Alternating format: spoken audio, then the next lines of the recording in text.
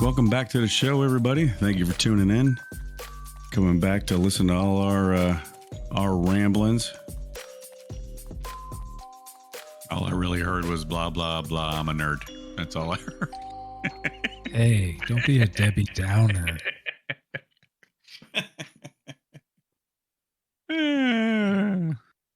We were talking about how the XFL is different from the NFL. I don't know the rule set, but I saw something about We're in the process of looking that up. They're looking, NFL's looking at adopting a rule that all the other leagues use about the overtime or the onside kick. I'm sorry. Yeah. So one of the big ones is on the extra point after touchdowns.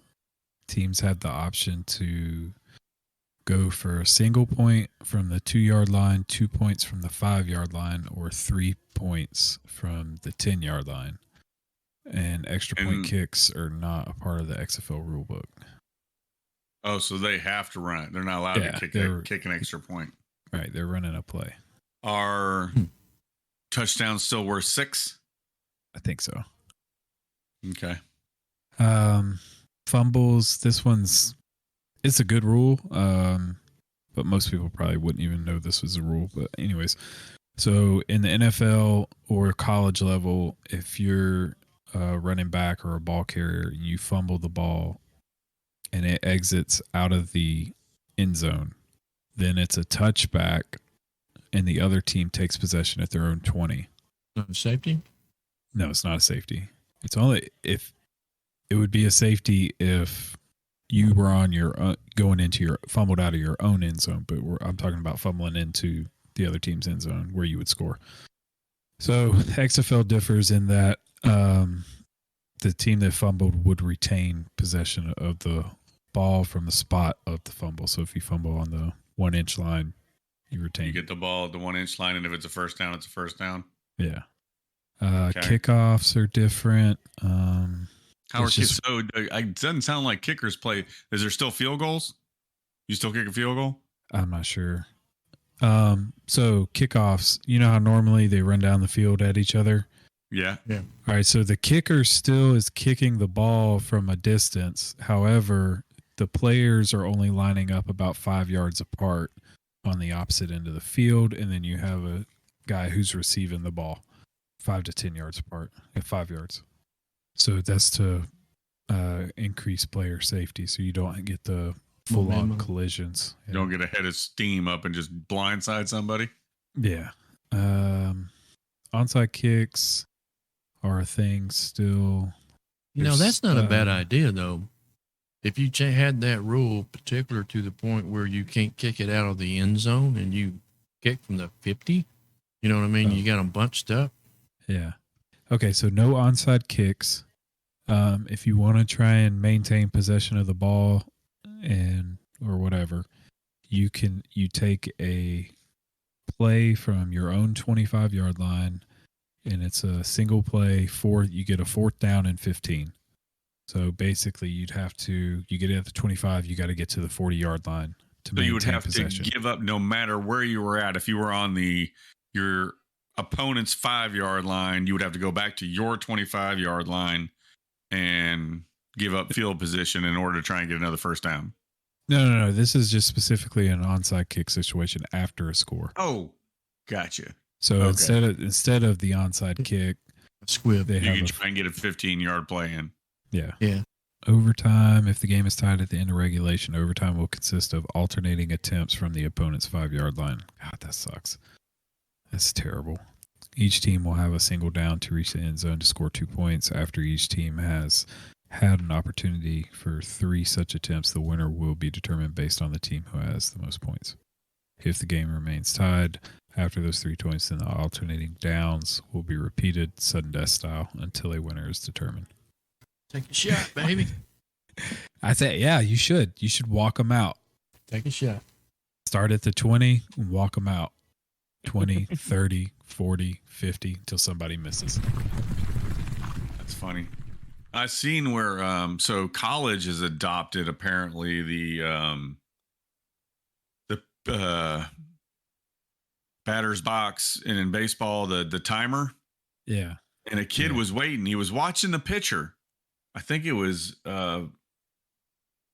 Minnesota versus, I can't remember, Ole Miss. And the kid was standing there. He had one foot in the box. He had one foot out, and he was just watching the pitcher. He's like waiting for the pitcher to get in and get on the rubber.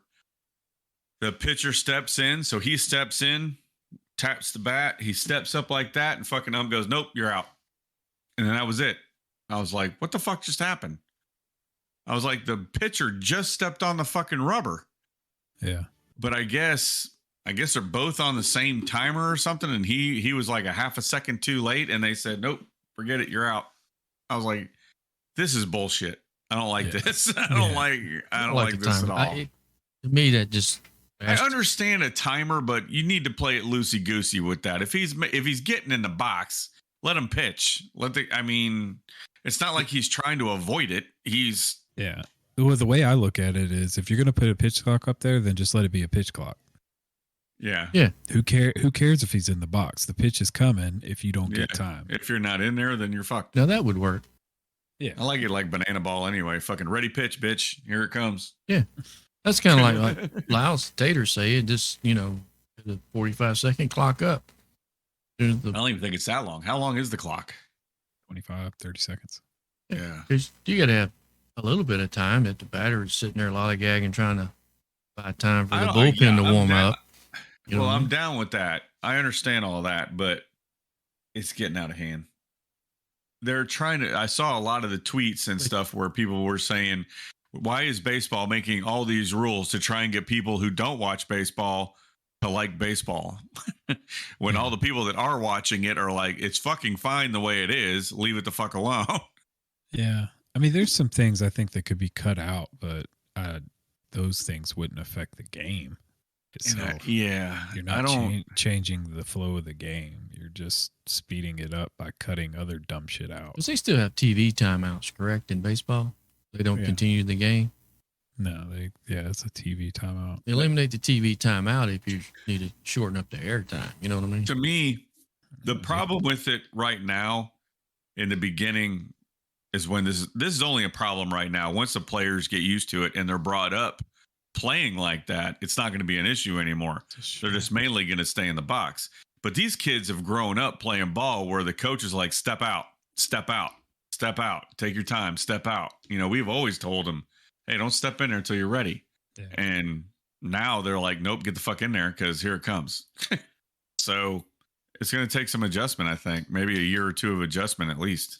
I mean, if they're trying to help one, speeding the game up, and two, the offense, I think it's going to fail. Apparently, they're saying they're just trying to speed it up for fans. They're trying to get more people in the stands.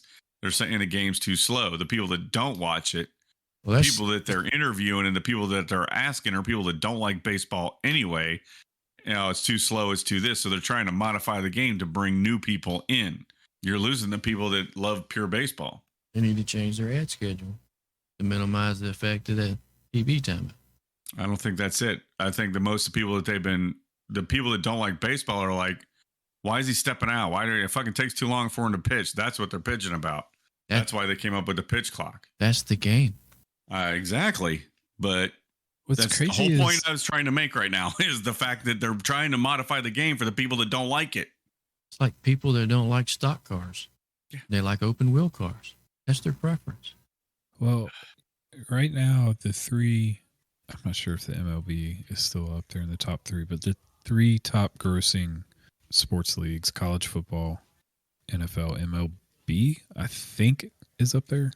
But anyways, they all average the same length of time, give or take a few minutes. 3.5 hours and some change. Yeah. 3.5 hours. Now you start getting into overtime, extra innings. Of course, the game's going to run long. Yeah. Well, football to me has always been really slow as far as how long it takes to expend 15 minutes of clock time. And I mean, that's an hour. I haven't been to an NHL game in a while, but in like ECHL hockey games, I don't think there's TV timeouts. I think they do run an ad break, but gameplay don't really stop except for a timeout. And they only have a couple of timeouts for the whole 60 minutes. They have 3 20-minute quarters. That's why soccer hasn't caught on here, because they couldn't figure out how to advertise. But now they have the technology. They kind of do it like Europe does it, because the game never stops. There is no TV timeouts in soccer. The game goes 45-minute halves, and that's it. So what they do is they run banners around on the field. There's the advertisement on the field at all times, advertising whatever, green screen, whoever the fucking sponsor is. No, the actual screens around there's actual LED screens around the field that they always have on the TV, and then they'll pitch it kind of like we're looking at each other right now. They'll have the game up in the corner and an ad playing underneath. The game just keeps going, and they play an ad in like a split screen. Yeah. So they can just keep the game going, and people can still watch the game, and they're getting an advertisement. They don't miss anything. And then it just, once the advertisement's over, it goes back to full screen for the game. Yeah. Yeah. That's what baseball needs to do. All of them need to do it. NASCAR does it at a few tracks, and it's the best thing they ever done. Picture in picture. You get your ads, you still can see everything going on, and then you don't have to worry about TV timeout, and it goes that much faster. Yeah. But modifying the game the way they have, and I don't know what the other penalty could be other than calling this dude out for taking too long to get. Is it only on the third out? Is it just a like one strike, or is it they're automatically out if they don't get back in the box, even if it's the first strike? It's 15 seconds, no runners, 20 seconds, one base runner, and the batter has 7 seconds to be in the stance ready to hit. Otherwise, a strike will be called. So that guy must have had 2 strikes already. Must have had 2 strikes. Okay. I don't know what else the penalty could be. I don't know, but 7 seconds from pitch to pitch. That's how long. Oh no, getting his stance. Okay. I gotcha. Once he gets in the box. Yeah. That's a whole nother aspect of the game. That's a pain in the ass. How is Little League going to keep up with that shit? The biggest problem is the umpire is the one who would have to keep the clock in high school and below. Yeah. He's already got enough shit to deal with. Yeah. So you basically, he'd have to either you make a new pitch ticker. I forget what the real name is, but it keeps the count. You keep the count on your clicker and the outs and what inning it is. Yeah. It's a good way to miss something important, though. Yeah. Well, you get used to it. Once you know which one's which, you don't even think about it. Your hand's in your pocket and you just do it. It's second nature. Once you get in like 4 or 5 games in, you're doing it without thinking about it. Yeah, you're just hitting it. But yeah, you can mess up. Yeah, I've messed up plenty of times. Like, fuck, what's the count? and then you got to go to the girl keeping the book. Yeah, then you go, hey, what's the fucking count? But then you're going to ask him to keep a pitch clock too. So you got to take that into account.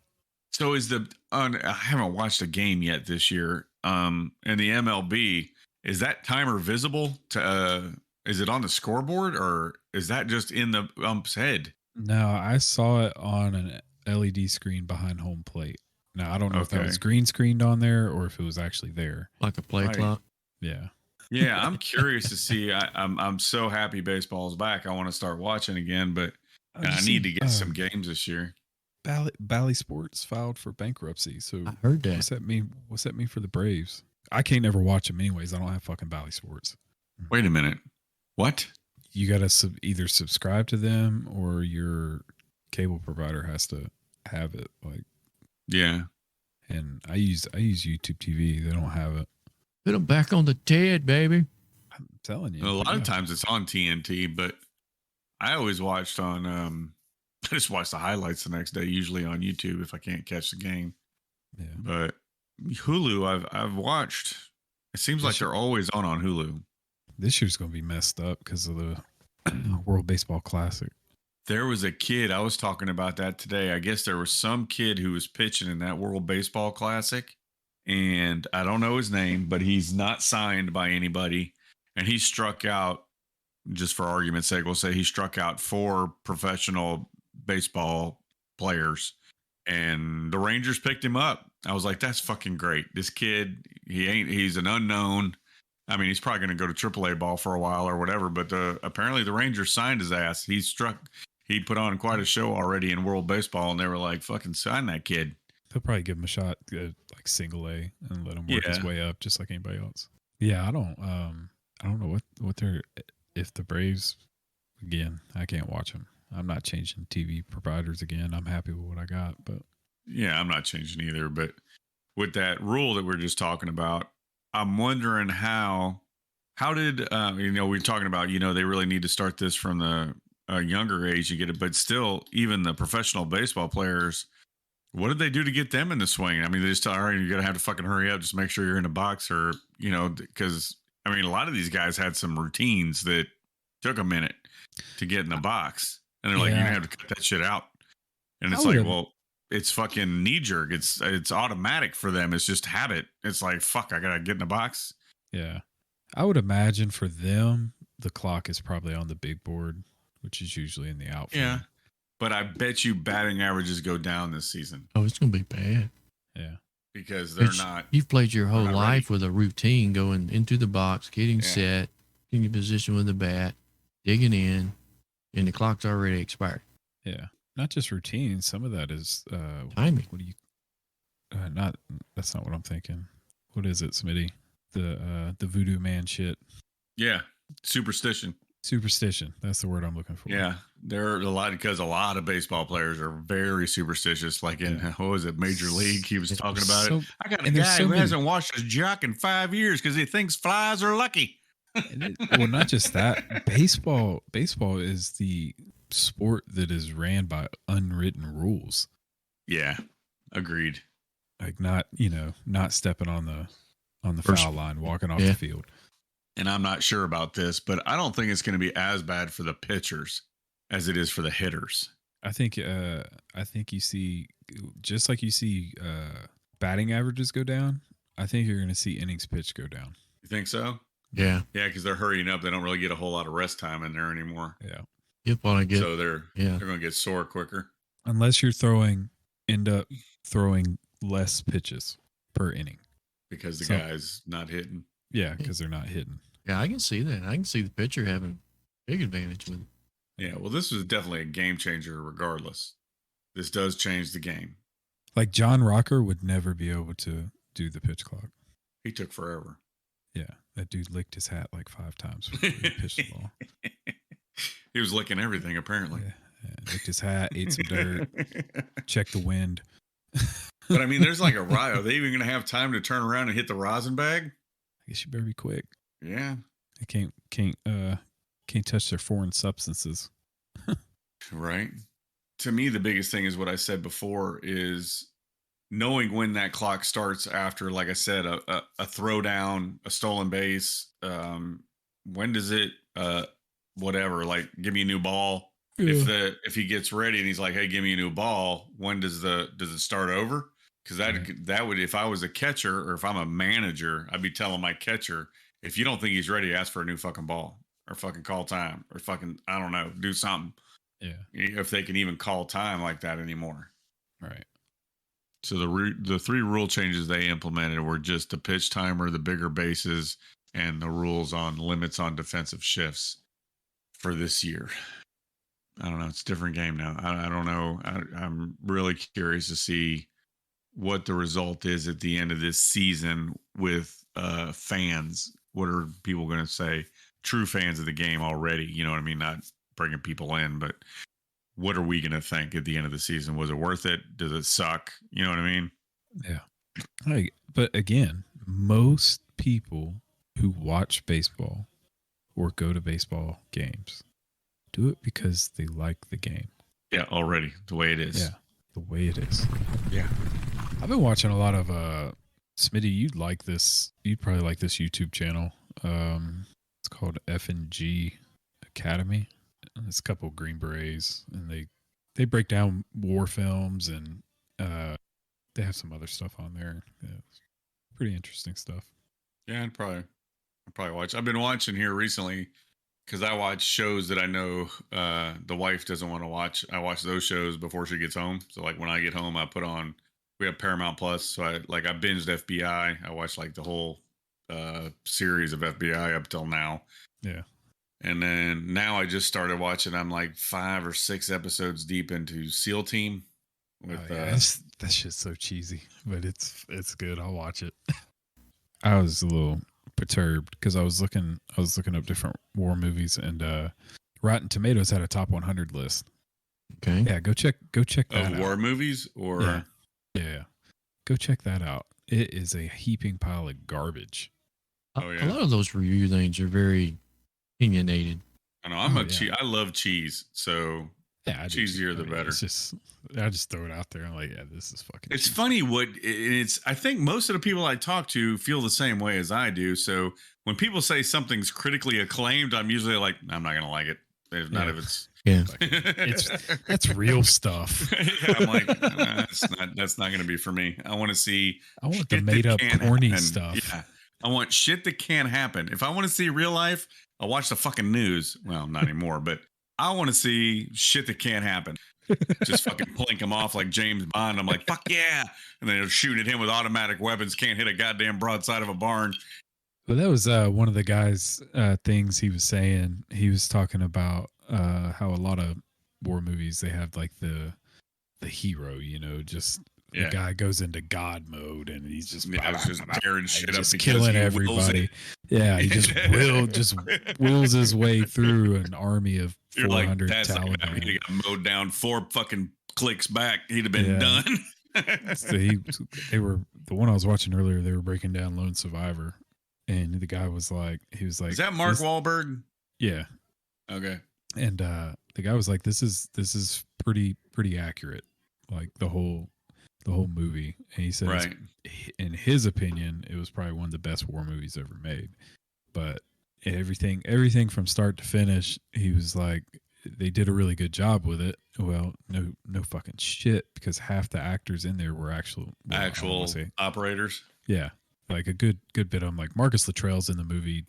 So, anyways, they were breaking that down. They're like, this, the banter from the beginning of the movie, the way that they talked to each other was, it wasn't cheesy. Didn't make you cringe, and just stuff. Did they break down Jarhead?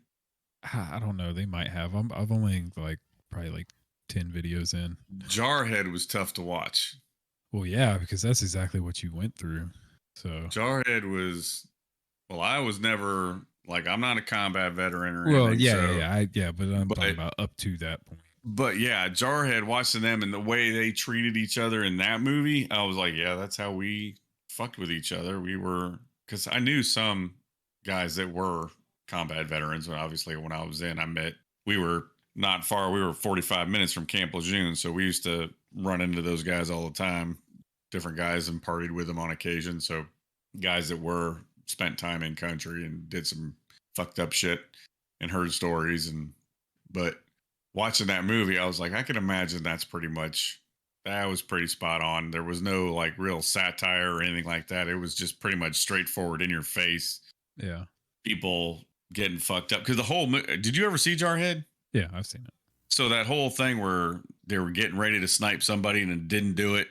He never got to take a shot. And then the point where he was holding a gun on his buddy and getting ready to shoot his own friend, all that kind of shit. You see people kind of freak out like that when you're in, which was kind of disturbing. I was like, fuck, I can't believe they this whole movie is depicting the whole fucked up part of the Corps. You know what I mean? The whole movie was the fucked up part.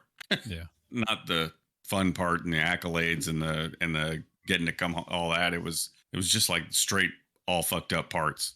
Didn't that movie come out right? It was right around the time we went to Iraq, wasn't it? I don't know. And what year was that? That movie was 2005. So 2 years after the invasion. Yeah. Please, if anybody has any questions or comments, hit us up at primecohesion@gmail.com or head to our Facebook page at Prime Cohesion on Facebook and leave some comments. We'd appreciate it.